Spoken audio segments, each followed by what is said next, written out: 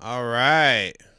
Hey, thanks for coming back, guys. We are the full summation, and today we're gonna go over some stuff. I actually got some good stuff. I think today I want to look at MK Ultra and what they've been doing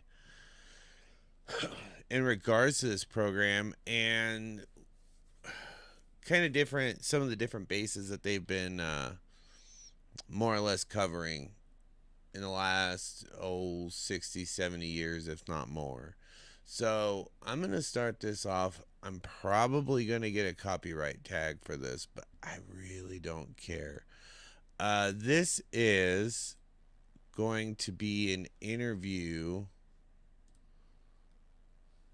of Tom O'Neill, and they're going to be talking about some of the secret history of MK Ultra. This is on the Joe Rogan Experience, which I like some of the stuff they talk about. They definitely get into some interesting topics, but let me go ahead and add it to the stream here, and let's listen to what they talk about. But today, primarily, I'm going to go into mind control and some of the documents that I found that show that not just the United States government, but the Russian government, and it's assumed that European as well as Chinese and other governments across the globe are participating in these things. So let's go ahead and take a listen. The Joe Rogan Experience. This is your chance. You keep her alive. Save her.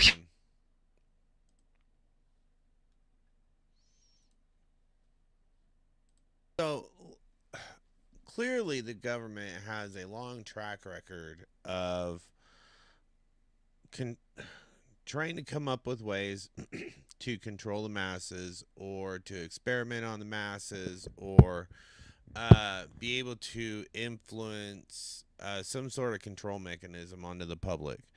And what we see is that this goes all the way back, I would say, probably even into the late 1800s. But we see a lot of this push forward for government control, I would say, from the early 1900s, 1920s, and really pushing forward to current. But yeah, they were looking. Originally, a lot of these experiments were done under the guise of war.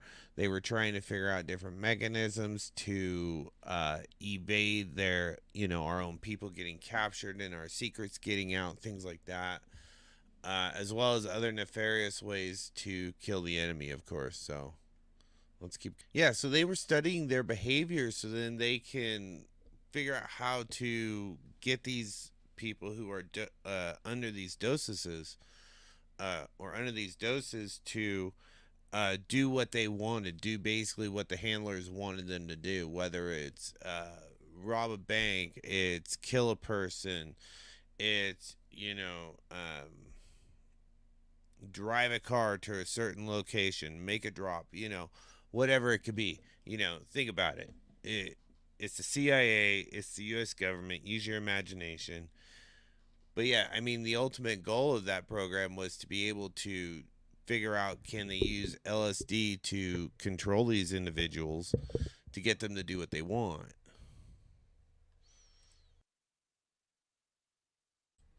So really, what they're really talking about is Sidney Gottlieb here.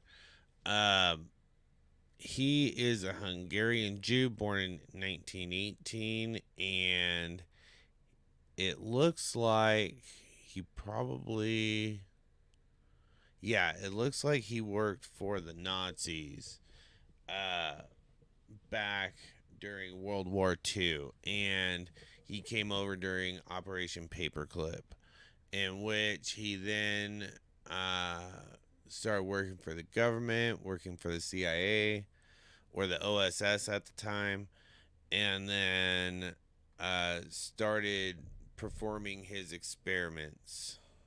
So he was essentially a second Joseph Mengele. So um, let's move on. to something else here. If I can find my freaking cursor. There it is.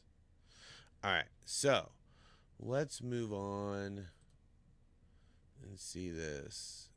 Okay, so this is from the channel The Fifth Estate, and I hope that they don't get upset to use their documentary here, but it really, if this is the one I remember, this is actually going to be good stuff. So let's go ahead and throw it up and see.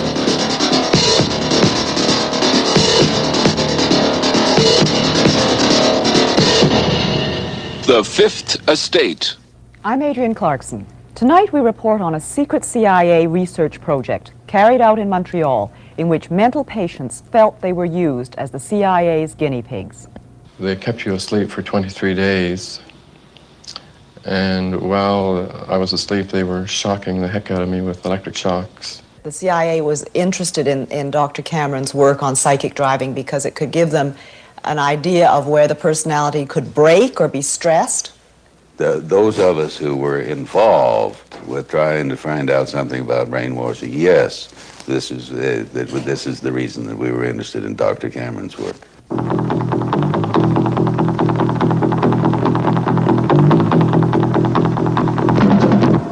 The American Central Intelligence Agency has been accused of manipulating citizens of countries all over the world, including Canada. At the moment, a number of Canadians are considering suing the CIA. They believe they are victims of covert CIA experiments. Tonight, two Canadians who feel the past 20 years of their lives were damaged by the CIA tell their stories publicly for the first time. They believe they were part of a CIA project called MK Ultra, a research project so secret that even the Canadian government was not informed that the agency was funding activities in this country. The CIA was seeking a new weapon, aimed not at the body, but at the mind. Americans became obsessed with brainwashing during the Korean War. Prisoners of war returned home denouncing the American way of life. Hearing them parroting propaganda, the CIA became convinced the communists had found the key to brainwashing. Now the Americans had to unlock the mystery of mind control. There was great worry that the Soviets had developed rather esoteric and unusual methods of so-called brainwashing people. The purge trials. Dr. John Gittinger was the CIA's chief psychologist for 25 years. There was continued pressure put upon anybody within the agency in connection with trying to explain or understand brainwashing. So we were charged with rather an elaborate attempt to try to find out chemical, psychological, any kind of means that people could use to influence the behavior of the people. Nothing seemed too bizarre. To find out if sex could be used in spying, the agency studied San Francisco prostitutes and their clients. Using unwitting human beings as their guinea pigs, the agency tried everything: drugs, hypnosis, electroshock. Under code names like MK Ultra, the CIA spent 25 years and $25 million on secret mind control research. Brainwashing could be a powerful ideological weapon, and the U.S. had to have it. And when the agency didn't undertake its own studies, it funded someone else's. Thus, the search for mind control brought MK Ultra to Canada, to Montreal. Even in the Cold War years of the late 50s and early 60s, most doctors and academics would have been embarrassed to have found that an organization of spies was openly paying for their research. So the CIA set up a number of fronts, respectable foundations like the Human Ecology Fund. Sounds innocent enough, but it was run by the CIA's brainwashing experts. Here at McGill University in Montreal, the fund found 3 projects worth financing. They supported an extensive study of witch doctors in Nigeria. How, investigators wondered, did native healers cure mental illness? What mysterious drugs and potions did they use? Device used to bind up excited patients. A sleeping potion is then administered. Soon 20 after years admission, ago, the the head of Human patient Ecology is Fund offered paid for this mixture of movie. palm oil. This soothes the patient's head. But it was only recently that the man who made the film found out that he had been working with the CIA's money. The author of the Nigerian study is still at McGill University. News of his connection to the CIA came as quite a surprise to Dr. Raymond Prince. I couldn't imagine why the CIA would be interested in my work in looking at indigenous healers in West Africa. That seemed really strange. That was my first reaction, you know. I couldn't believe that, I couldn't understand how the CIA would be interested in that. Because there were all kinds of beliefs that African witch doctors could put the hex on people. But anybody who makes a systematic study of what are the psychological factors that can produce anything from having a person run amok in Indonesia or die of the sickness from a witch doctor in Africa would certainly add to all of the knowledge that we were being able to accumulate about behavioral science techniques. The Human Ecology Fund also helped set up the Transcultural Psychiatric Research Review. Edited at McGill, the journal continues to publish without CIA support. The largest MK Ultra research project, this one directly related to brainwashing, was carried out at the university's psychiatric hospital, the Allen Memorial Institute. Located atop Mount Royal in a mansion with the eerie name of Ravenscrag, the Allen Memorial was once the most prestigious mental hospital in Canada. The unorthodox treatments of its director caught the attention of the CIA in the mid-50s. Dr. Ewan Cameron, the first director of the Allen Memorial, ran the institute with an iron hand for 20 years. But Dr. Cameron remained an American citizen and left the Allen abruptly in 1964. He returned to the United States, where he died in 1967. An energetic, enigmatic man, Cameron was an internationally honored and respected psychiatrist, but he was not universally liked. Former colleague, Dr. Elliot Emanuel. He was an authoritarian, ruthless, power-hungry, nervous, tense, angry man. Not very nice. Much of Cameron's research went on in the stables next to the main hospital building. Here he had his subjects photographed before and after treatment. Sorry about that, guys. Dr. Cameron may not have known that the $60,000 research grant he received from the Human Ecology Fund really came from the CIA. Rudolf Hess. Nonetheless, it now seems ironic to some that... So we just get to see the progression of who these players are coming into MK Ultra and the program for the CIA and what kind of experiments that they were getting into, because these were kind of getting into more of the mad scientist realm of control, I believe.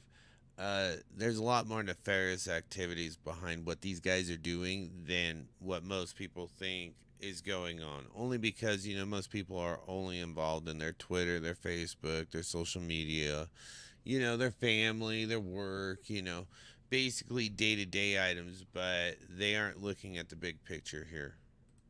Cameron was called to the Nuremberg trials to examine Rudolf Hess. For it was at Nuremberg, after Nazi doctors who experimented on prisoners of war were condemned, that a code of scientific ethics was adopted. Research must be completely safe, and research subjects must give full, voluntary consent. Documents recently released by the CIA reveal what research Cameron proposed. To make patients receptive to repetitive messages, Cameron suggested using chemical agents to break down ongoing patterns of behavior. Chemical agents like LSD. LSD was almost unknown in the late 50s and not yet widely tested. Despite the horrible hallucinations small doses can produce, Dr. Cameron left some of his patients to unsupervised LSD trips. In 1956, Bob Logie was 18 years old when his severe leg pains were diagnosed as psychosomatic and he was sent to the Allen Memorial Institute. When Bob heard the news reports of CIA-funded research at the Allen, he sent for his medical records. They revealed several doses of LSD. Today, Bob Logie lives and works in Vancouver, but he's still angry. I feel like I've been completely used. I feel like my mind has been completely invaded. Maybe 90s. I suppose if guinea pigs have feelings, they'd feel like I do.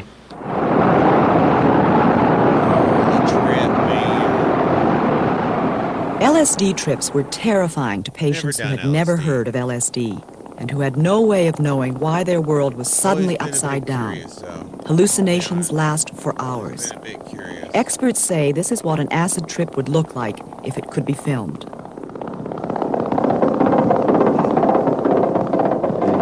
The LSD was really horrifying, very horrifying, and they gave it to me for about 12 or 15 times. One minute I would see the doctor there, the next minute I wouldn't see him there, and they were asking me all kinds of questions, and I remember them telling me that I was getting smaller and smaller, and I really felt myself getting smaller. And they were bringing me back in time, way back, you know. At one point I almost felt like I was just about to be born, really, that far back in memory, and they were really, really probing, asking all kinds of questions, and I felt I didn't have any control. I had to answer. I didn't feel I had any control. I was completely, like they had complete control over me.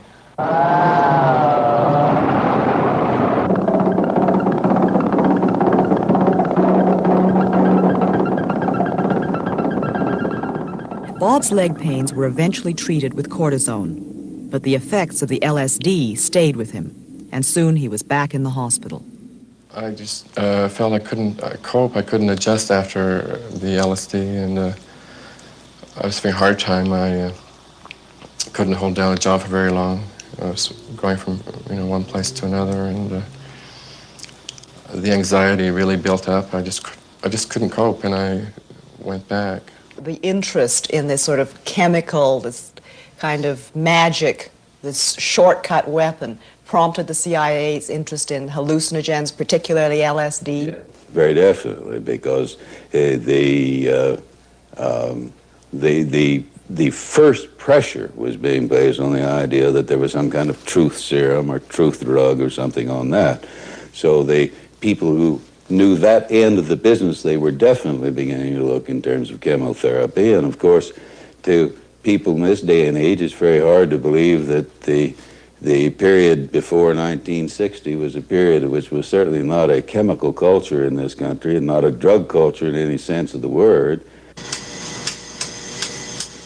With some patients, Dr. Cameron tried a drastic treatment called depatterning. Massive doses of electroshock, 20 times more intense than the standard shock treatments used today, were administered to patients who were kept sleeping for days. Dr. Cameron thought he could wipe out patients' sick behavior and leave the healthy personality intact. But first patients were to be so depatterned that some even forgot their toilet training.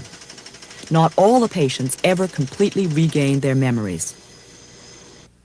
Dr. Peter Roper was a close colleague of Dr. Cameron's at the Allen. Many people, but some would reach what Cameron would call the third stage of depatterning. With that method, others would need 2 treatments a day, maybe for a week or longer, before they got to the third stage. What would characterize the third stage of depatterning? Well, the third stage, as defined by Cameron, was a loss of ability to orientate themselves. They knew who they were, but they didn't know where they were, and they didn't know what age they were. As you probably know, electroshock treatment has been given for depression for something like 40 years now. It's a very successful and useful treatment for severe depression that doesn't respond to other things. But depatterning is a use of electroshock treatment in a totally different way, in which instead of giving the shocks, say, 2 or 3 times a week, they're given 2 or 3 times a day for 3 or 4 weeks. reducing the patient to a sort of animal, vegetable state, from which it's hoped that they would recover in a more healthy state of mind. It didn't work. To put patients to sleep for up to a month at a time, Dr. Cameron used a combination of depatterning and large doses of drugs. Individual taped messages were repeated to sleeping patients 15 hours a day in an effort to brainwash them back to health. Now, Cameron reasoned, with their negative memories obliterated, positive suggestions could be implanted. Suggestions like, begin to assert yourself, express your anger. Dr. Cameron called his technique psychic driving. Bob Logie had driving therapy when he returned to the Allen in 1959. I was there for a while, and I thought, I don't want to stay here, and I started to run away from the hospital, and they grabbed me, and then they put me on sleep treatment. And they kept you asleep for 23 days. And while I was asleep, they were shocking the heck out of me with electric shocks and playing tapes just over and over. I don't know what was on the tapes yet, but we're going to find out what was on the tapes through hypnosis. This mistake is costing Amazon Prime shoppers big. Are you still using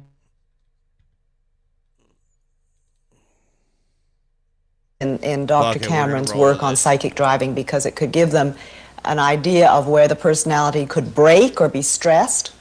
Those of us who were involved with trying to find out something about brainwashing, yes, this is the reason that we were interested in Dr. Cameron's work.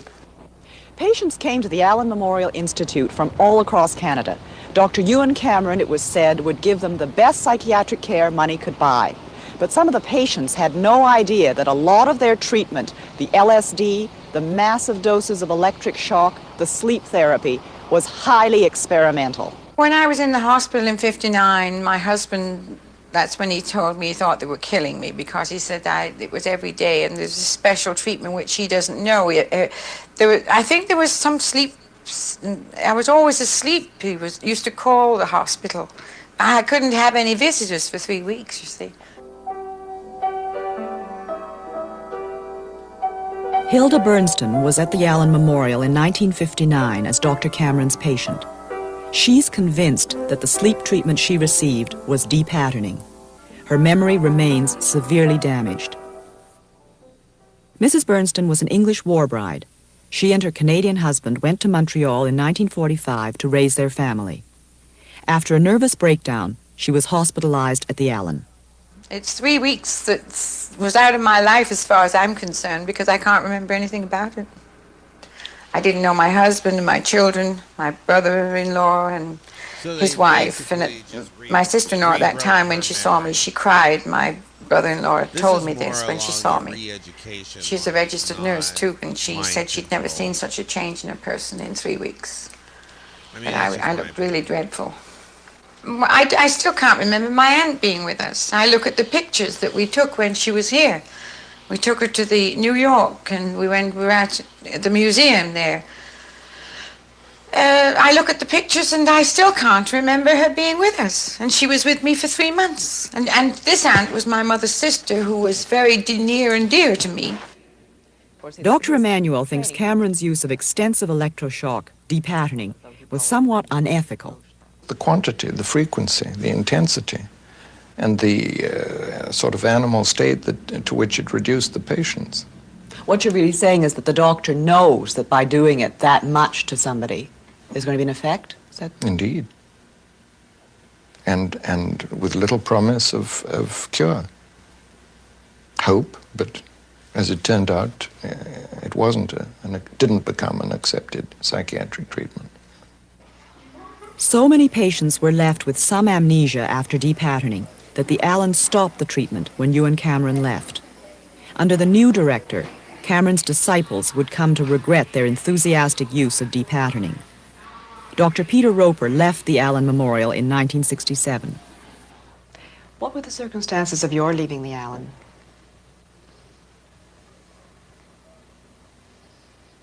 Somewhat questionable. In what way? The annual reappointment was not renewed in 67. Did Dr. Cameron have anything to do with this, or was it after he left? Oh, that was after he left. He left in 64. Did you have any disagreement about treatments given there? I didn't disagree with anybody. I think there was the depatenting treatment was stopped, I think, in 65.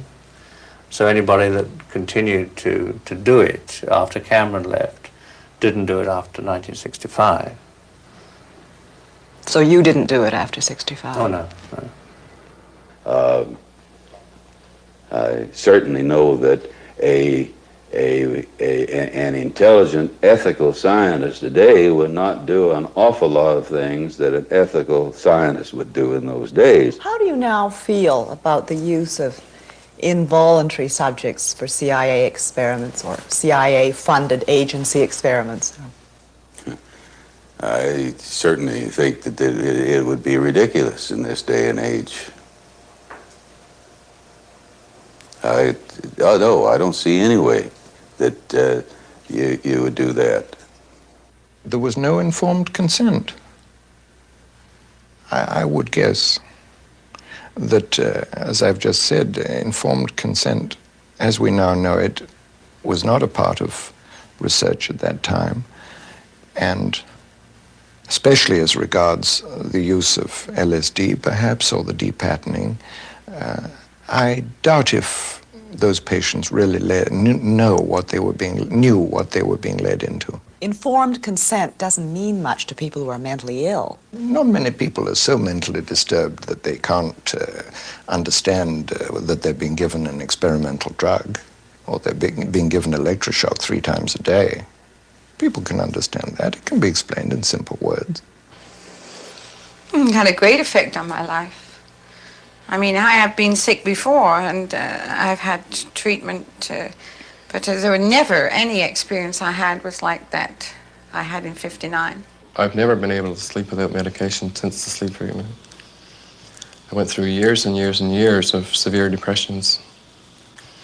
I dream about it. All my waking hours I think about it. It's eating me up. It really is. I mean, if he was doing it and knew what he was doing for the benefit of the CIA, then I don't agree with this at all. I mean, why pick on me or anybody else? I don't like that. It leaves me completely stunned. I don't know if I'll ever recover from it.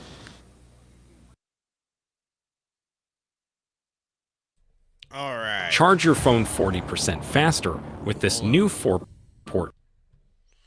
All right. So with that, what we're really seeing here is that the CIA, MK Ultra, they have continued to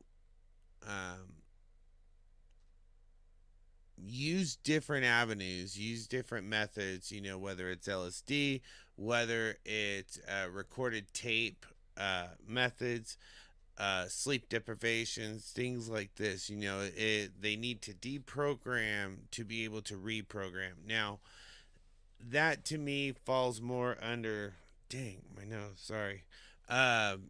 Seems to be more under like re-education, like re-education camps, like China, North Vietnam, they use these kinds of methods. But let's see, where could I find that? Okay, is it this?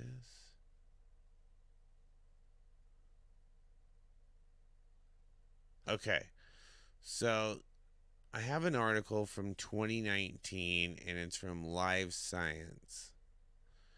Now, what this is going to kind of talk about is another government program called DARPA. It's Defense Advanced Research Projects Agency.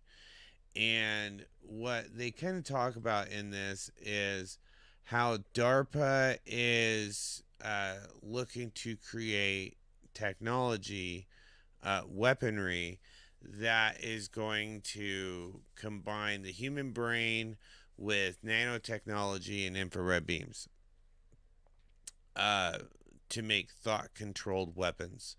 So let me pull this up. So what we'll see here is it says DARPA, the Department of Defense's research arm, is paying scientists to invent ways to instantly read soldiers' minds using tools like genetic engineering of the human brain. So when you read this article, you also have to think this isn't just a military application, clearly, but they can have this application with the public. So if they want to control the mass or a region, for say like a metro city, they could deploy this technology and be able to quell riots and um, prevent riots, prevent discontent, and outlash from the people to the government. So let's go through here. Uh, so basically, they want to do thought control drones like swarms of drones, or even okay, let's see here. That someone sends to the skies with a single thought or the ability to beam images from one brain to another. So kind of like telekinesis almost. Or yeah. So uh DARPA announced 6 teams will receive funding under the Next Generation Non-Surgical Neurotechnology Program, the N3 program. Participants are tasked with developing technology that will provide a two-way channel for rapid and seamless communication between the human brain and machines without requiring surgery. That in itself will be a very interesting process. So when they're talking about latency, the gamer guys will know what latency is. It's the disconnect between your input movement to what you see on the screen. So the input movement has to go through one radio frequency controller to the internet, back to, and then be displayed on the screen. So what they want to do is be able to eliminate that latency between your brain signal to your finger movement. So advanced mind control. While there are breakthroughs in our ability to read and even write information to the brain, these advances have generally relied on brain implants in patients. True. Uh, and this is where am very interested in seeing where this technology is going to go, because if they can do it non-invasively and non-surgically, I'm curious as to how they're able to actually communicate with the brain in that fashion. Brain surgery is too risky to justify such interfaces. However, current external brain monitoring approaches like electroencephalography, that is a mouthful, in which electrodes are attached directly to the scalp, are too inaccurate. As such, DARPA is trying to spur a breakthrough in non invasive or minimally invasive brain computer interfaces, BCIs. The agency is interested in systems that can read and write to 16 independent locations in a chunk of brain the size of a pea, with a lag of no more than 50 milliseconds within 4 years. So, 50 milliseconds is an incredibly short amount of time. And to try and put 16 different spots in a pea size of brain and be able to have that neurofunction is incredible. When you try to capture the brain activity through the skull, it's hard to know where the signals are coming from and when and where the signals are being generated. So that's going to be their biggest challenge here. To do this, Robinson's team plans to use viruses modified to deliver genetic material into cells, called viral vectors, to insert DNA into specific neurons that will make them produce two kinds of proteins. Okay. So they want a virus. Why is everything a fucking virus, guys? You know, if you guys can tell me why the only way that they can effectively deliver anything into our brain or our bloodstream or whatever is a fucking virus, I don't understand. First type of protein absorbs light when a neuron is firing, which makes it possible to detect neural activity. Okay, external headset. Okay, so basically they will have a system that is able to either pick up the light uh, that will basically be translated as neural activity, uh, or like a dye, it looks like.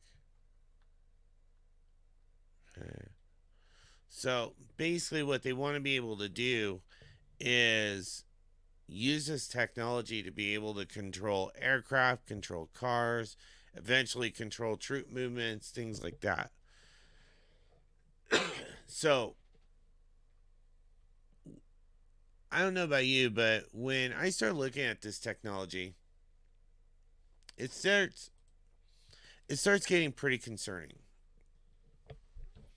You know, I get the benefits of having a manless battlefield.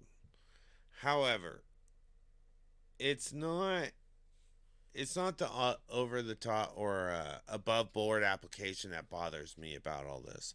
You know, because I do think that this kind of technology does have its place, does have its benefits, does create efficiency, and also I think it keeps people safe in some areas. However, where my issue really lies in this is, you know, we all, I don't care who you are, what your belief is, or whatever. I think a majority of people across the globe now at least accept the thought that there is a group of individuals or corporations or whatever it is that is in charge or is directing the traffic as to where human society is going. And my concern is those individuals are coming off as nefarious. They seem to want to control and enslave humanity to the best of their ability. So, having this technology when we're talking in context here, it doesn't look good. It doesn't look good, guys, because now let's say we have um, a mind controlled drone here, okay, like we're seeing in the article, and now they want to put into place where, let's take the COVID restrictions at the height of it, where they were seeing who was coming and who was going in certain areas, and they were laying down authoritarian control. Let's just be honest about it. If you throw this into it, now you would have someone sitting, you know, you would have a compound where you have various people, they're controlling drones with their mind. Okay, so they're sitting at a console, they're able to wear a headset, interact with different aspects, and they have different sensors, different technologies outside of this that uh, is very invasive. I mean, they can see what you're doing in your home when you're doing it whenever they want. All it takes is either them flying over, pulling up a satellite, or, you know, looking at your electrical consumption, whatever it is. And so now, when you combine this technology, there's no way out. There's no way of getting around it. I don't see a way to shield yourself. Uh, there's no aspect of privacy anymore. So, looking at this, I don't see mind control drones being solely used for good in the fighting wars. And let's be honest, are the wars that we're really fighting right now, are they really good wars? I truly believe that we're in a proxy war with Ukraine, and I think that it's all to cover up the money laundering and corrupt government shit that's been going on. Whether I know the Bidens are involved, but I mean, you have numerous other players in that, and I think that they need to bury Ukraine. I think eventually Ukraine's going to go away. Russia may take it over. I don't know how that's going to end, but I do think Ukraine is going to go away. And I think they have to have that happen. I think right now they're trying to get rid of money, and I think that that's why they're sending tanks. They're sending all this funding over. I mean, we're talking billions of dollars, people, to a country that is essentially the size of a thimble on the globe map. Not even a thimble, like a pinky nail, right? And we're trying to be this altruistic government and protect them.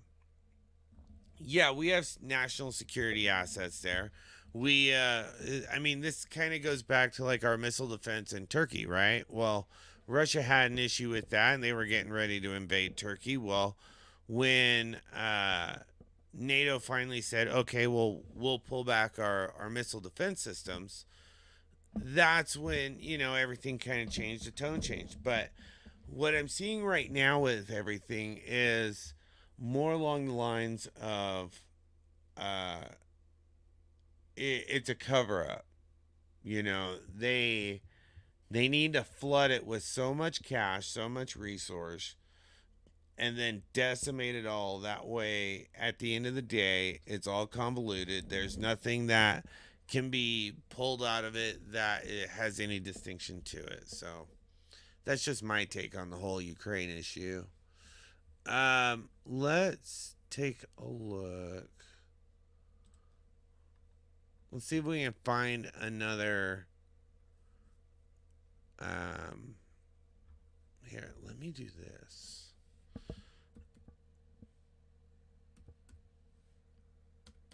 No.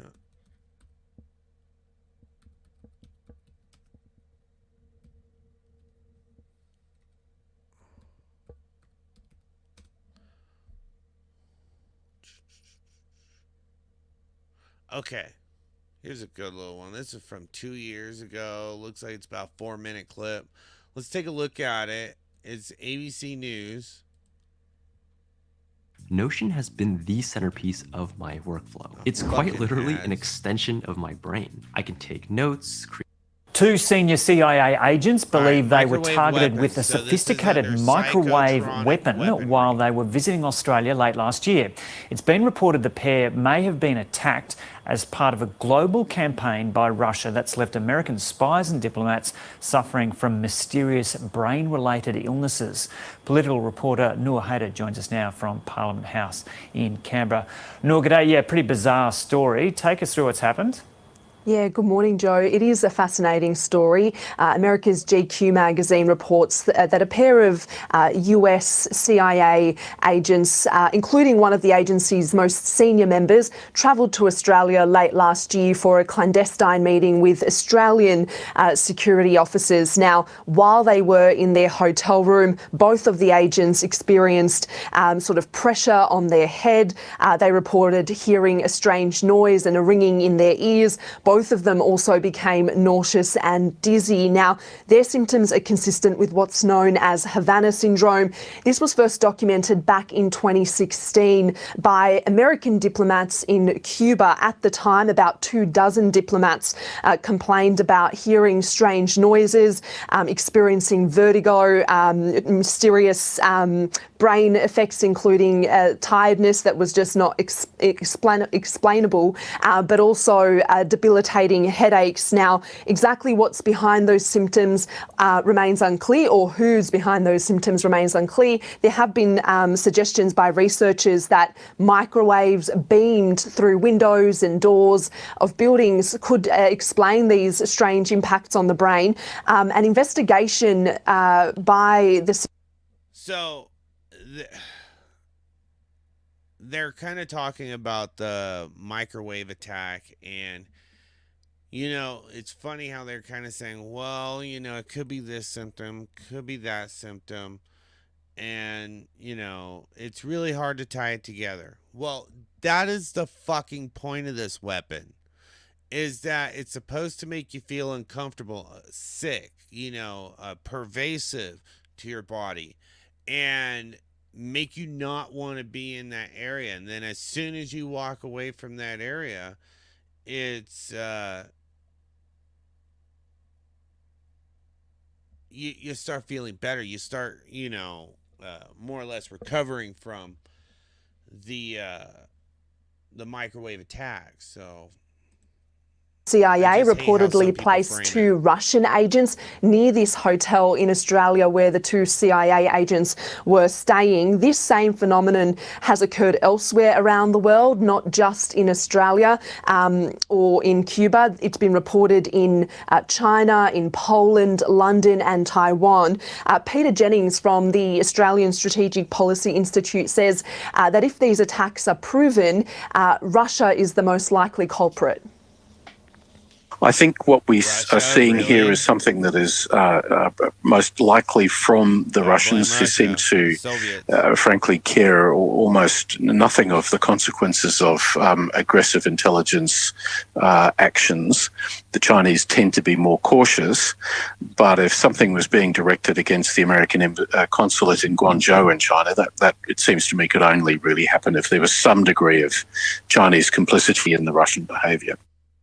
Now, the Australian federal government has declined to comment on this matter directly, which isn't surprising. However, we do know that the federal government and Australian intelligence agencies do hold serious concerns about the activities of foreign spies on Australian soil. The head of Australia's domestic spy agency only this week warned that the number of spies operating in Australia now is more than that during the Cold War. For what it's worth, the ABC did contact the US Embassy here in Canberra. They declined to comment and referred us to the CIA, which is yet to respond. GQ magazine does, however, have a response from Russia's foreign ministry, or a spokesperson from Russia's foreign ministry. They've reportedly said that they wouldn't confirm. The microwave, the microwave weaponry is going to be under Project Clean Sweep, which was 1998 and 1997 under the CIA, NSA, and ONR. And they have it as electromagnetic resonant induction and mass population control. Location of use nationwide. Frequencies hit the emotional wavelengths. Data gathering through helicopter probes following media events. Rebroadcast in order to re-stimulate population emotional levels for recreation of event scenarios. Reference LE number 108, March of 1998. Potential mass behavior modification. So then it goes power, and it says unknown, possibly rebroadcast through GWEN network or cell tower frequencies coordinated from the MBS in Colorado. So interesting how they've been now this was so this was put in 2 years ago, and it was talking about late the previous year. So they're talking about an event that happened about 3 years ago at this point, right? Well, that would have been 2020, and we are talking now. We're seeing a project called Project Clean Sweep. from 1997 and 1998, and I will bring it right here. So this is what we're talking about, guys, right here. And so we can see that even we go all the way back, and I guarantee you that not all of this is listed. This is only from 52 to 98, okay? So you have Project Moonstruck from 1952. That was the CIA. They tried electronic implants in the brain and teeth. Targeting was long range. So this was implanted during surgery or surreptitiously during abduction. Wow. CIA really did some dirty shit. Frequency is HF to ELF transceiver implants. Purpose was for tracking, mind control behavior, conditioning, reprogramming, covert operations. Functional basis was electronic stimulation of the brain, ESB.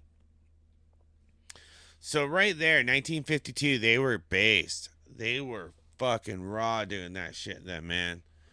I mean, to legit come out and be like, yeah, we're just going to abduct you and put this shit in you.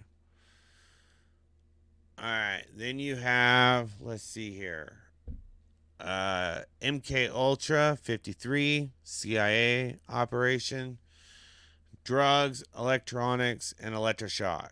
Targeting was short range. Frequencies were VHF, HF, UHF, modulated at ELF frequencies. Transmission and reception was local production. Purpose: programming behavior, creation of cyborg mentality. So, if any of you guys are familiar with Star Trek, you have what was called the Borg. Well, the Borg was a collective mind, and that was essentially what they were going for here. Now, moving on, we have Project Orion here. And this was, oddly enough, from the United States Air Force. Drugs, hypnosis, and electronic stimulation of the brain. Short range and in-person targeting, ELF modulation frequencies. Transmission and reception. Radar microwaves modulated at ELF frequencies. And the purpose was top security personnel debriefing, programming, ensure security and loyalty. So this was kind of going back to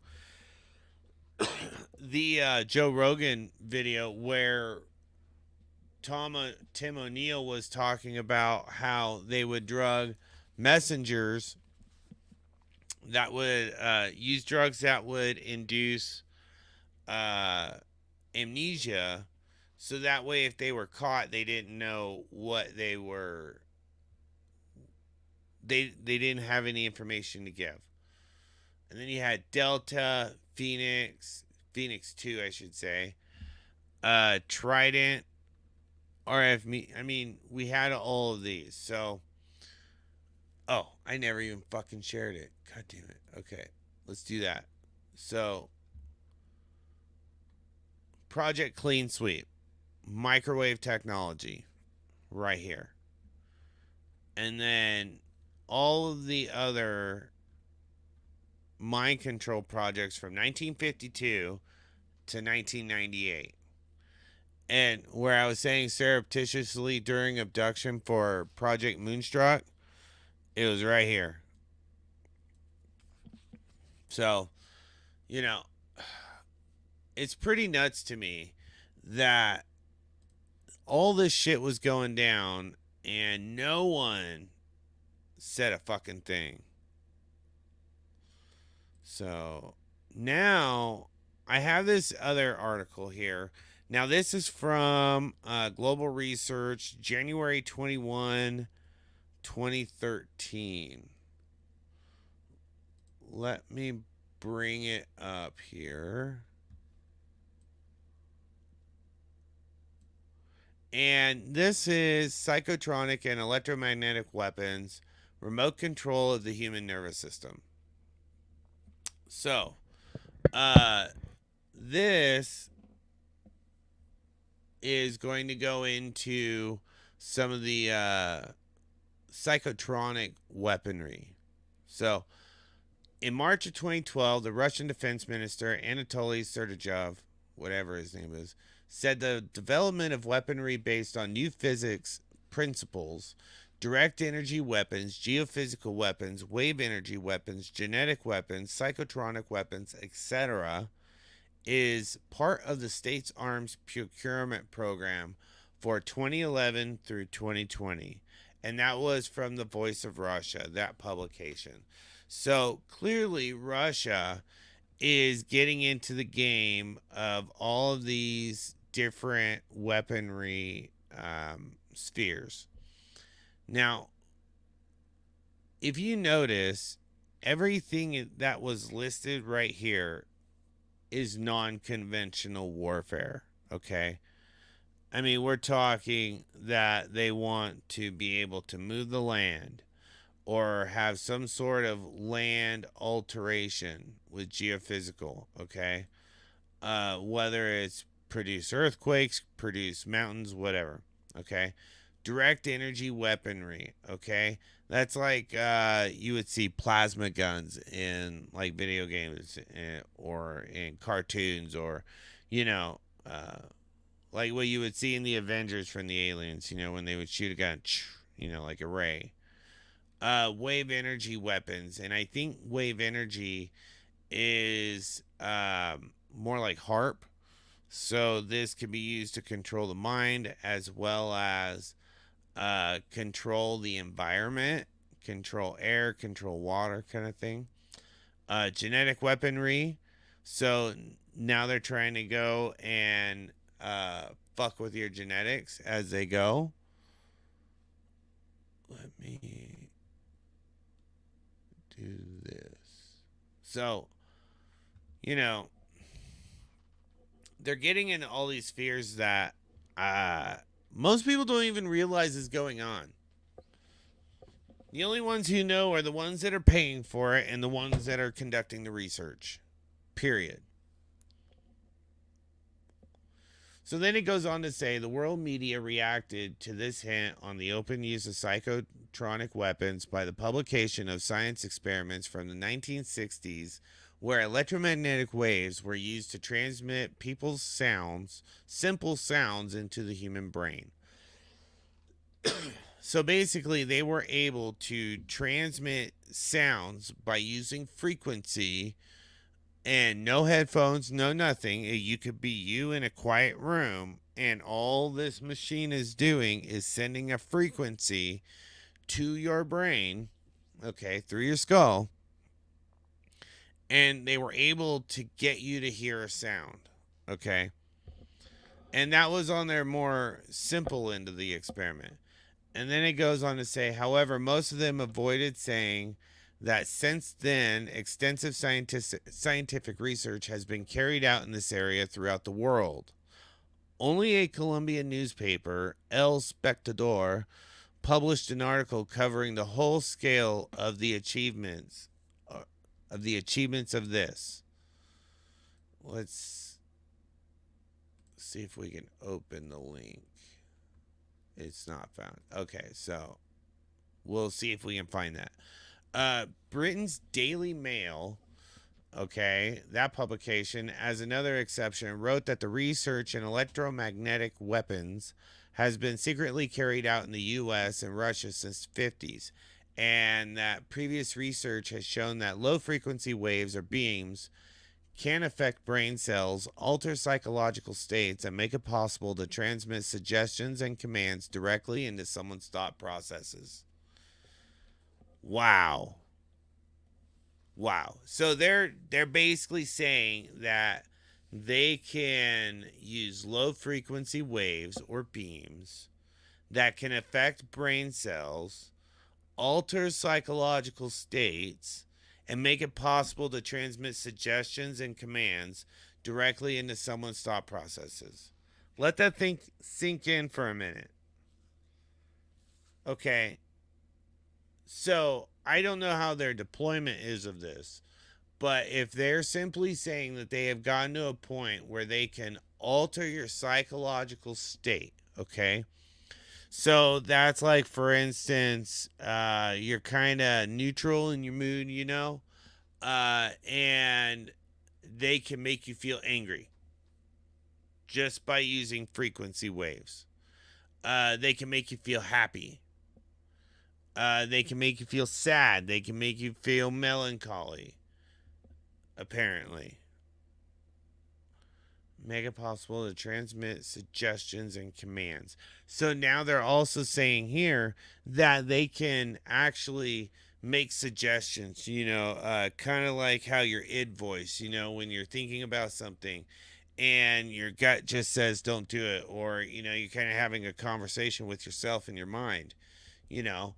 They're now saying that they can make suggestions to you or even command you directly to do something. And it looks like that they were using microwaves to do that. Okay.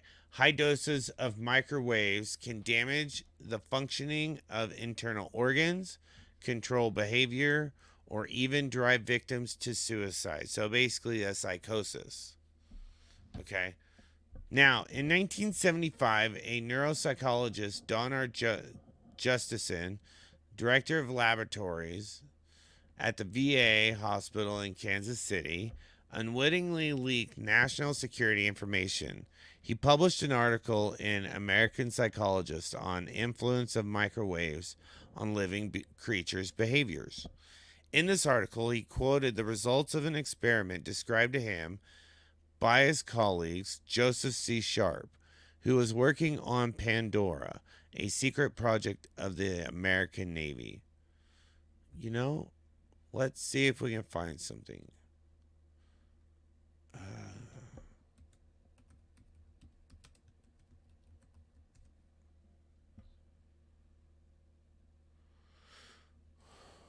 Funny enough, they put out an article like a few years ago.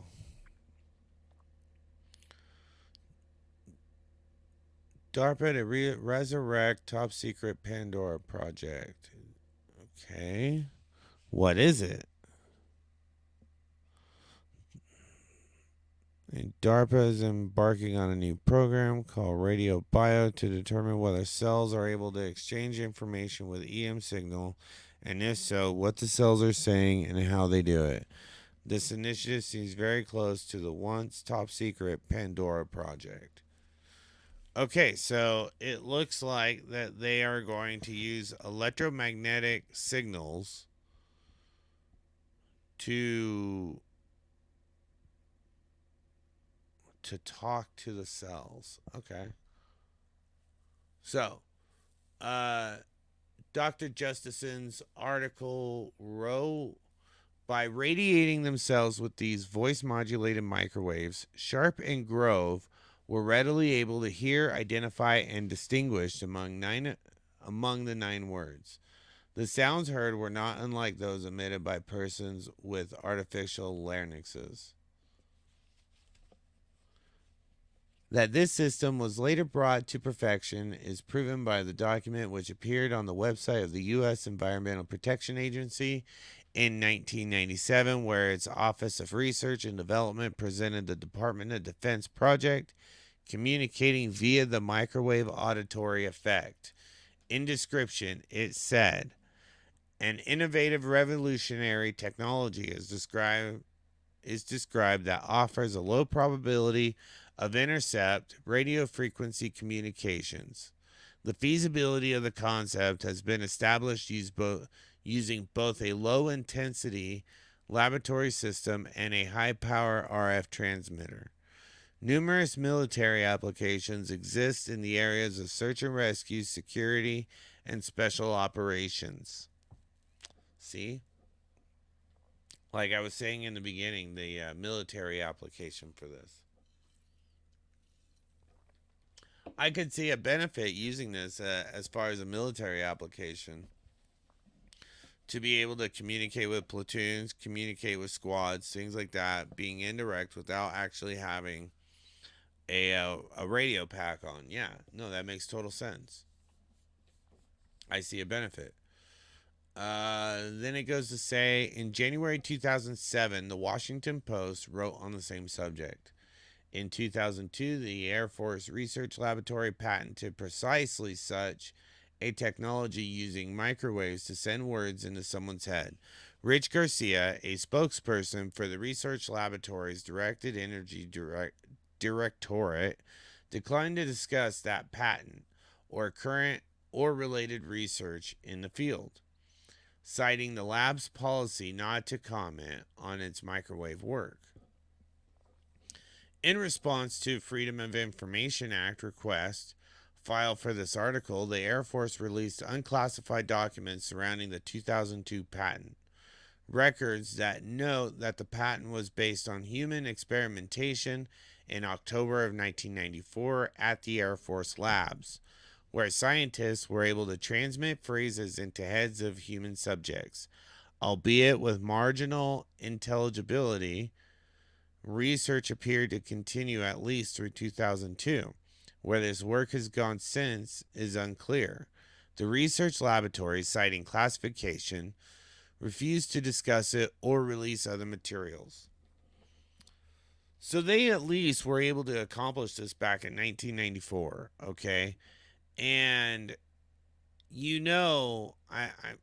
I'm assuming that you guys, my audience, is smart enough to know that they have to have been continuing this research. Maybe under a different name, maybe under a different projects, albeit, but still. They had to be, they are still continuing this. They have to be. We can only stress again that the world media avoid publishing the full scale of the progress in the research of the remote control of human nervous system. Dr. Robert Becker, who was twice nominated for the Nobel Prize for his share in the discovery of the effects of pulsed fields at the healing of broken bones, wrote in his book Body Electric about the experiment from 1974 by J.F. Chapitz, released due to the Freedom of Information Act request. J.F. Chapitz stated, in this investigation, it will be shown that the spoken words of hypnotists may also be conveyed by modulated electromagnetic energy directly into the subconscious parts of the human brain, i.e., without employing any technical devices for receiving or transcoding the messages, without the person exposed to such influence having a chance to control the information input consciously. Crazy. 1974, he figured this out. In one of 4 experiments, subjects were given a test of 100 questions, ranging from easy to technical ones. Later, not knowing they were being irradiated, they would be subjected to information beams suggesting the answers to questions they had left blank, amnesia for some of their correct answers, and memory falsification for other correct answers. After 2 weeks, they had to pass the test again. And this is a part of Dr. Robert Becker, Body Electric, Electromagnetism, and the Foundation of Life. I'm guessing that's a book of his.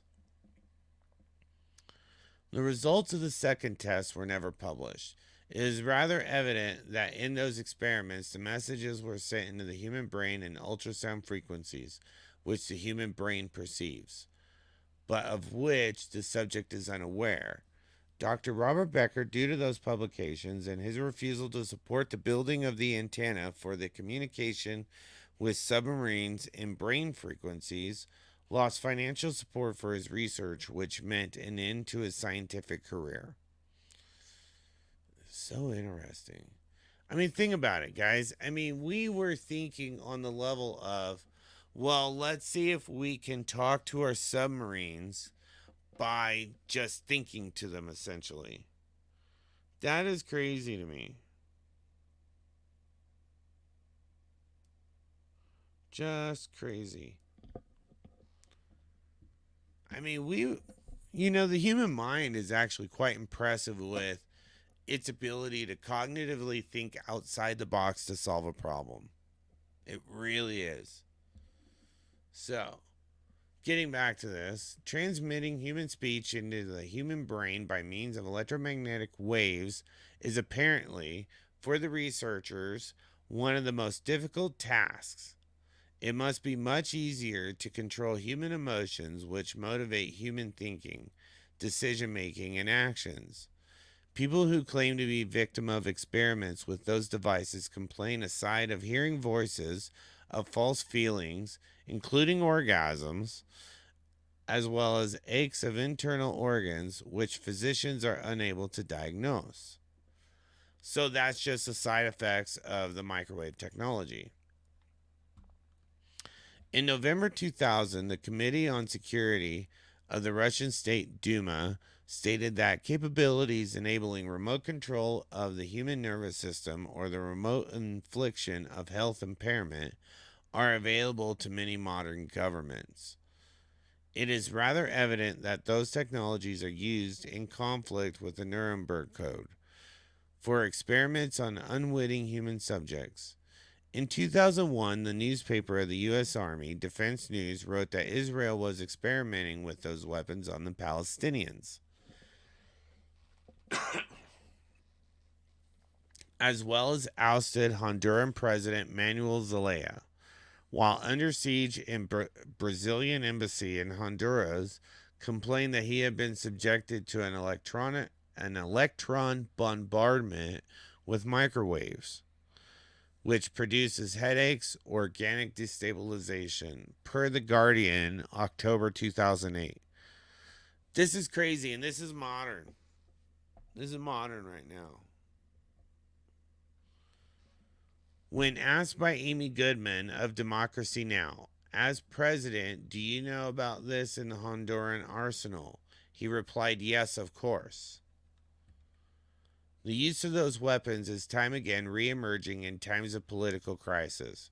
According to Russian Daily News, during the failed putsch against Mikhail Gorbachev, which was their coup, in 1991, General Kobets warned the defenders of the Russian White House that mind control technology could be used against them. I can't say all that Russian. That's a lot of shit. After the putsch, the vice president of the League of Independent Scientists of the USSR, Viktor Sedlecki, published a declaration in the Russian daily Komsomolskaya Pravda, where he stated, as an expert and a legal entity, I declare that mass production of psychotronic biogenerators was launched in Kiev. This is indeed a very serious issue. I cannot assert for sure that they were exactly Kiev generators that were used during the push. However, the fact that they were used is obvious to me. What are psychotronic generators? It is an electronic equipment producing the effect of guided control in human organism. It especially affects the left and right hemisphere of the cortex. This is also the technology of the U.S. project Zombie 5. He further stated that due to the inexperience of the personnel who operated them, the attempt to use the generators failed. So the U.S. had their own project, okay? Think about that for a minute. The United States had their own project alongside Russia. Now, this is in the early 90s, so 91, okay? And what we're seeing is that the U.S. had Project Zombie 5, which I did some searching, and it's essentially the same thing. You know, it's essentially the same project, just American, not Russian. So, what they were doing is that they have these little modules that are little portable power generators that produce microwaves, okay? And they're able to program it, and they're able to basically put out a general microwave signal that affects people's moods and thoughts in that general area.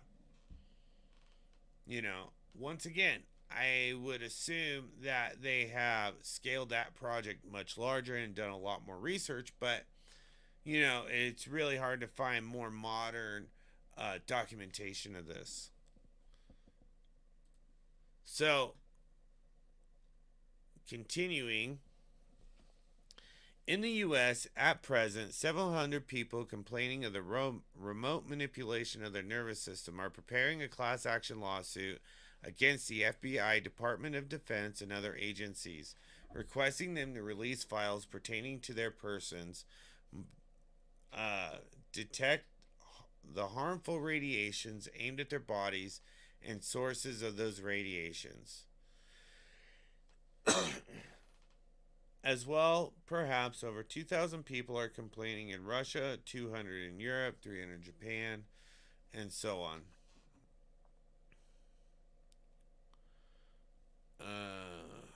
Okay. So, as we're looking through this, we clearly see that they are deploying this technology. And what we need to do is be looking for the ways to counter that technology, because I just don't see it. I just don't see us getting down on that. And so this is part of what they were. Can I zoom this?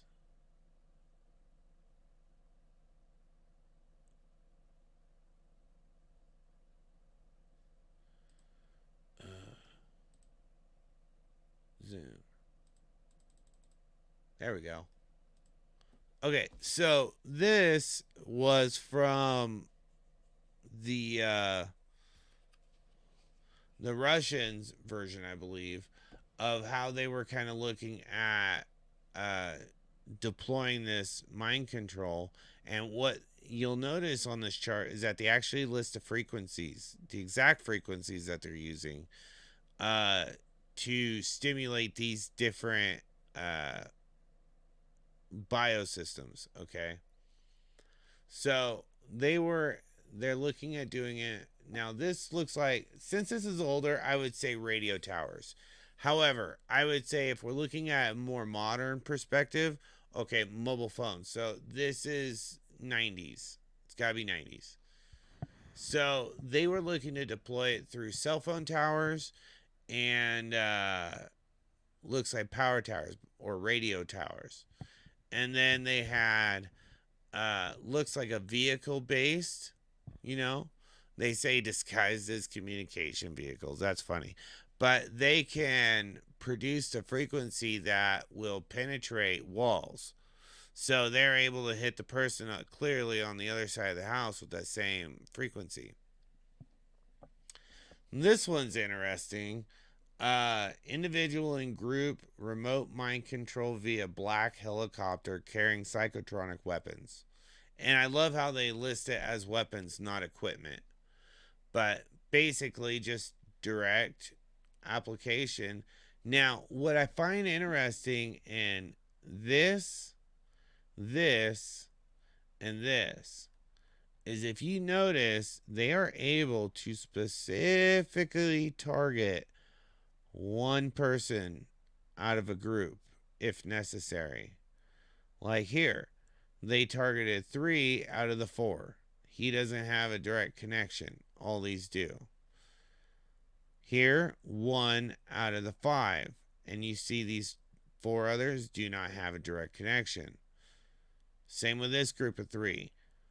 2 here are not connected, but 1 is. So they are able to actually direct the frequency from these devices to stimulate the brain in an individual person out of a whole group.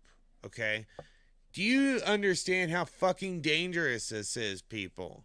Do you understand the implications that can be had? I mean, this could have been the Unabomber. This could be every school shooting out there, potentially. This could be anything or Roman McClay, or the movie theater shooter, or the Las Vegas shooter. I mean, this could literally be done. So, motor control cortex, 10 hertz, will control motor impulse coordination. Okay. So now, let's say they want to talk to you, change how you see something, put thoughts into your mind, and then make you act on it. Okay? So all they have to do is tune these little frequencies. Okay? So they'll start with an auditory cortex and they'll hit it with 15 hertz, and then that's where they will start talking to you. Okay? Then they'll hit you with 20 hertz and go into the thoughts. Start imposing subconscious thoughts onto you. Telling you, hey, this is a good idea. You should go to this place. You should get this. You should get that. Basically, suggestion. Then they may go to visual cortex where they're actually showing you something false. It's showing you, maybe it's a visual of, your girlfriend being raped or being murdered, or they want to provide some sort of extremely emotionally charged thought or visual to you, but it's not real. Never happened. That's how they could do this. And then let's take a look at this photo now. This, let me zoom out. Okay. When they are hitting you with these signals, okay. Now this is per the first unclassified successful transmission of the human voice directly into the skull of a living person was performed by Dr. Joseph C. Sharp of the Walter Reed Army Institute of Research in 1974. Okay. And this is psychoelectronic weapons effects. So when they start applying it, they can start reading and broadcasting thoughts. Forced memory blanking and induced erroneous actions. These are all just different things that will happen that you'll notice while it's happening, or that they are able to accomplish as a result of these actions. Okay? They can control your dreams, force visions, hearing, transparent eyelids, which is like basically you never shut your eyes. Manipulation of airway, including externally controlled forced speech. Wow. Muscle quaking of the larger muscles on the back. Forced movement of the jaw and clacking of teeth. So, general effects: sudden overheating, all body pain, forced caffeine field, sleep prevention, forced drop in your tracks sleep inducement. Interesting. So they can keep you awake or force you to sleep. Interesting.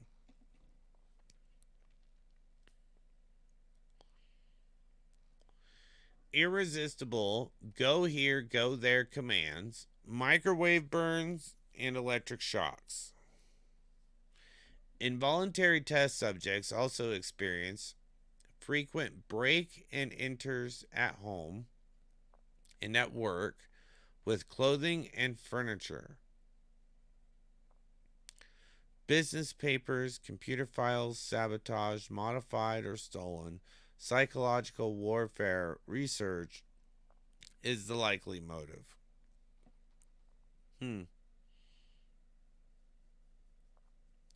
That's an interesting one. So,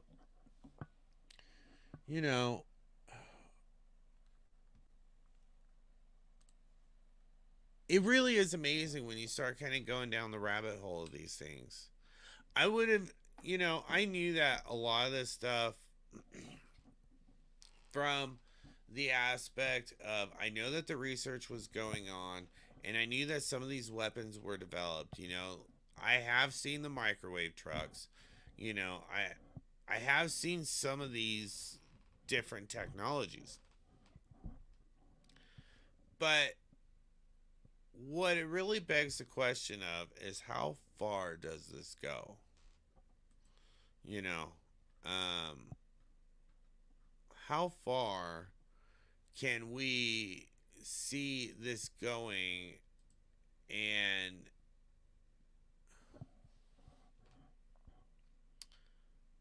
what is their end goal? What is the end goal of this technology? That's really where my question is.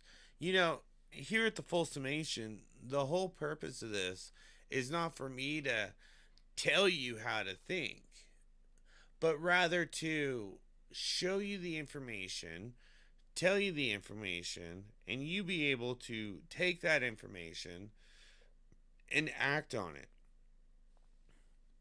Whether it's like with the fluoride video, I'm hoping that you guys can think and figure out what steps you guys need to take to be able to reduce the fluoride exposure and start kind of taking control of your own world, your own personal life. Because, you know, the last thing most people think about that they need to control is their water. Yeah, we know that tap water's crap. We know that it smells bad, but most people don't think anything beyond, hey, let me grab this bottle of water, or let me just grab some of this filter water, which basic filter water is good. It pulls a lot of contaminants out, but there's still so much more. Like, one thing in the water supply that we can't get out is estrogen. And we wonder why our young boys are becoming more feminized, why they're basically becoming defective young ladies. Well, when you have all this birth control being secreted from the female bodies going into the water supply via the sewer system, okay, because that water does get retreated.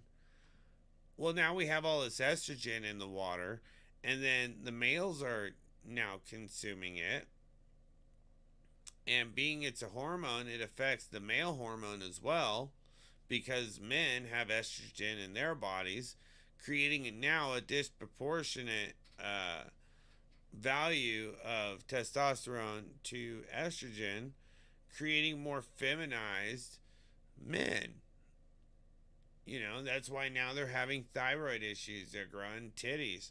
These dudes have no physical ability. So I want to bring things like the mind control aspect because, I'm going to do a part 2 to this because the other dynamic to this is kind of the intro into it, is it's programming. So not only can they have an instantaneous way, an instantaneous method of being able to enter your thoughts and make suggestive material for you, but then let's look at the programming that goes on with television, right? Television is programming. The video games are programming. You know, yeah, I get that violent video games do not, in fact, correlate with violent behavior out of teenage boys and young men. Matter of fact, it actually helps them because it's an outlet. But what we're looking at is, let's take a look at the social construction of the gynocentric society that we have, right?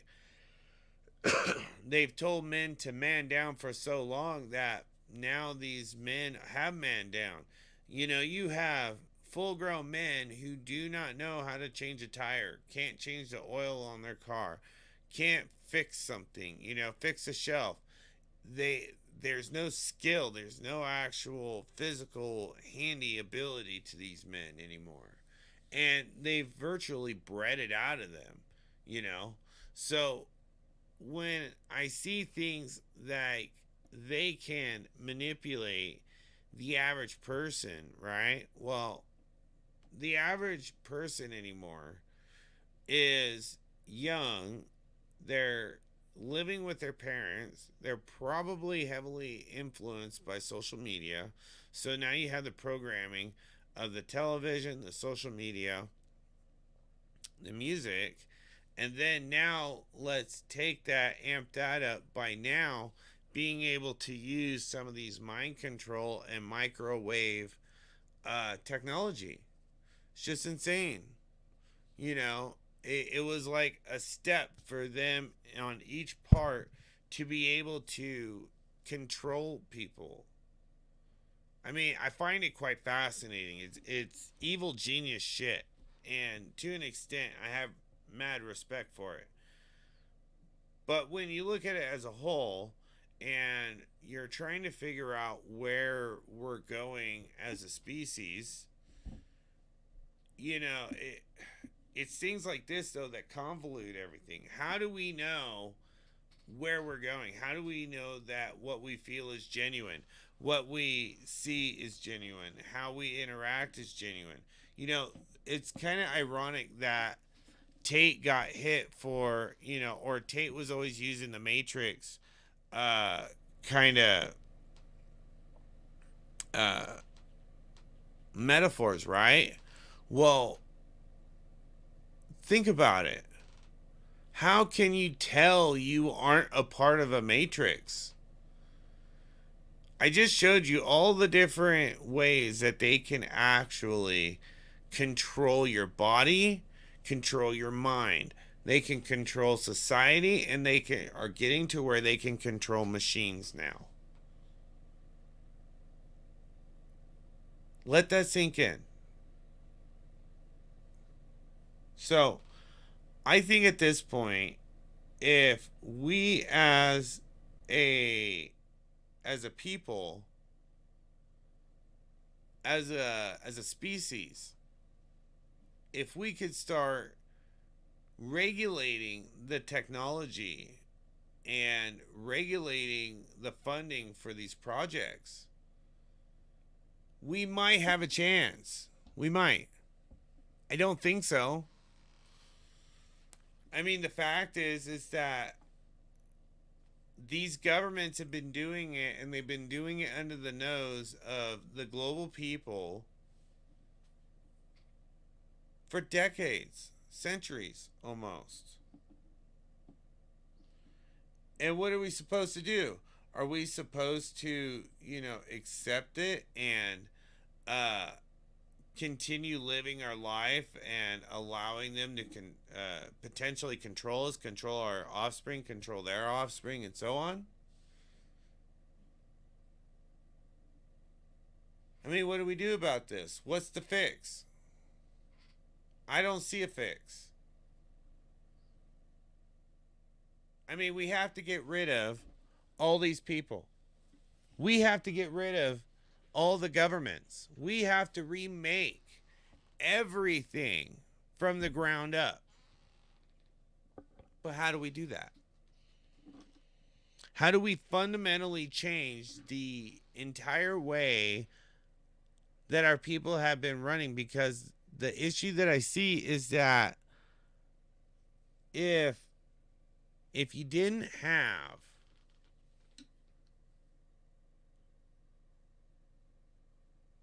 these folks being enabled to conduct these experiments, what would our world look like?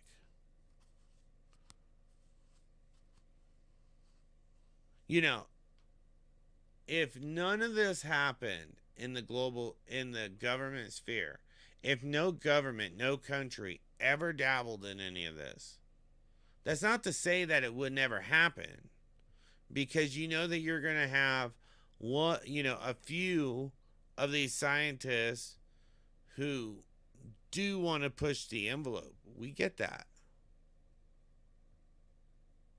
But we're funding entire hegemonies here to do this.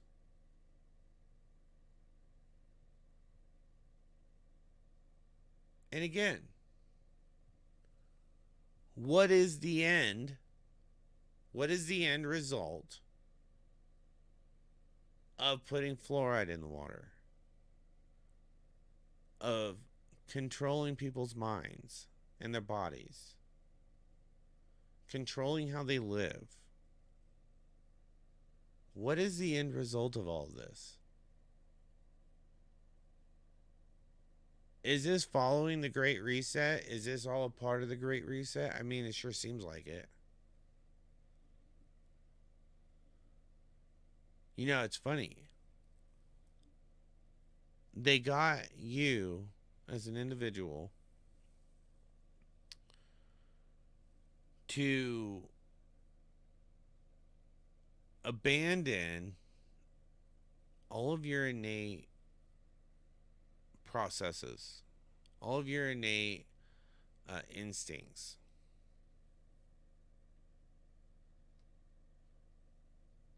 And got you to adapt and adopt the belief that working until you die, until you get your retirement, your measly little, fuck, my mustache itches, your measly little pension, and then die. And nowadays, think about this. Nowadays, we're all going to die alone anyways. Because more people aren't having children. And those who are, their children are so entirely busy because now, you know, instead of just plowing the field for the boys and milking the cows for the girls, as in the old days, now these kids go to school for, 12 years, right?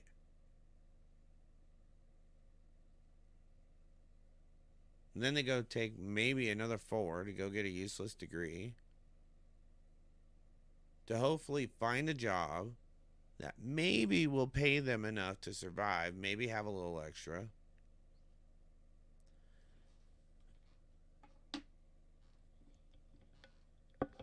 To maybe have a few nice things. To maybe be able to live a comfortable life as they get older. To dying.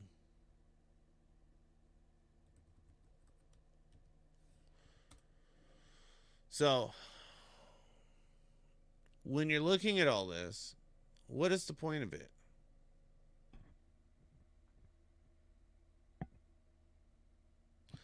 All right, now I'm going to share this. I want to share this. It's only a 2-minute clip. I just want to show the technology real quick. This is from Raytheon Technologies, right? So here it's from Aviation. Easy Wheels started as my college project, and we now sell our wheel covers all around the world. So this is from Raytheon, approved for public release, DoD reference number 16F, blah, blah, blah. The U.S. Army Fire Centers of Excellence now has the capability to integrate non-kinetic alongside kinetic effects. The FCOE hosted a directed energy hardware investigation against 2 different types of unmanned aerial systems in September and October of 2013 at Fort Sill, Oklahoma. The objectives of this investigation were to engage real targets with a deployable directed energy system, attack more than one type of threat, engage multiple threats simultaneously, and kill these threats at operationally relevant ranges. Integral to the investigation was Phaser, a deployable high-power microwave, or HPM system, fully capable of organic or third-party target queuing. Operators can choose system parameters to either disrupt or damage the target. The Phaser system employed was mounted in a 20-foot self-contained trailer that included an internal diesel generator. Two different types of unmanned aerial systems were flown into the phaser system's main beam. Both a Sentinel radar and a close combat tactical radar were used to detect and track both UAS threats and were linked through a command view tactical, a modernized command and control system, and networked together by main gate radios. For this initial directed energy investigation, operators kept the phaser system focused on one particular spot in the sky. From 30 September through 3 October, the phaser system engaged and shot down two different types of UAS targets, a Tempest Tier 2 UAS and a Flanker Tier 1 UAS. Both engagements took place at the speed of light, and target kill confirmation was immediate. The U.S. Army's Fires Centers of Excellence team has clearly demonstrated it has the capability to lead the Army and joint warfighters into the next generation of warfare. That wasn't even a fucking demo. That's retarded. Hold on. Fuck. That was really stupid. No, let's go back.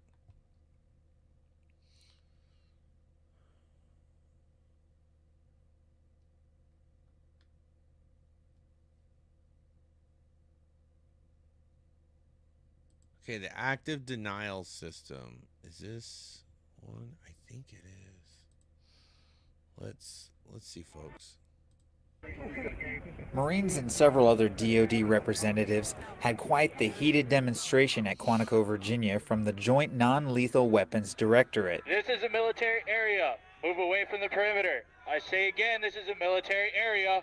Move away from the perimeter. Their new active denial system boasts a reach far beyond any other non-lethal system. Well, it's a versatile system, and it has a range of non-lethal capability that we can't even come close to with any of our fielded systems today that are in our military forces.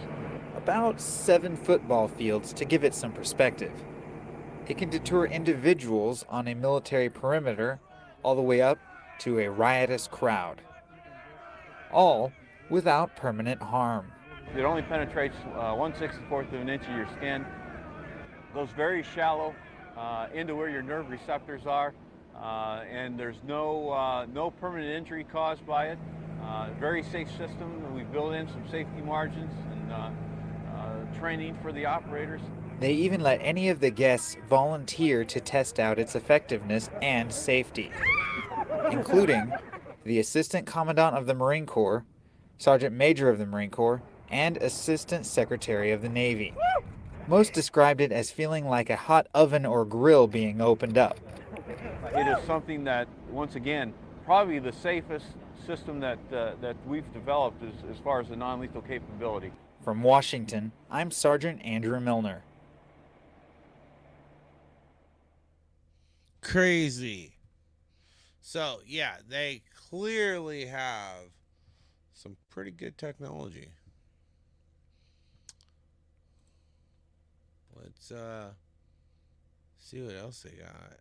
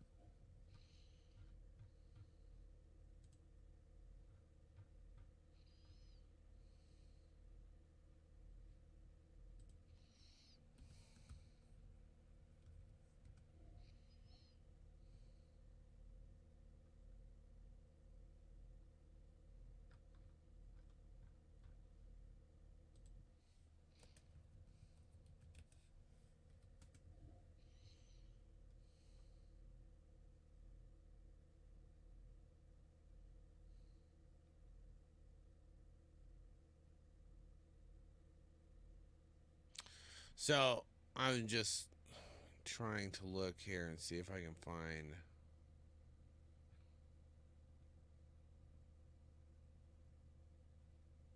any other kind of direct energy weapons or microwave technology.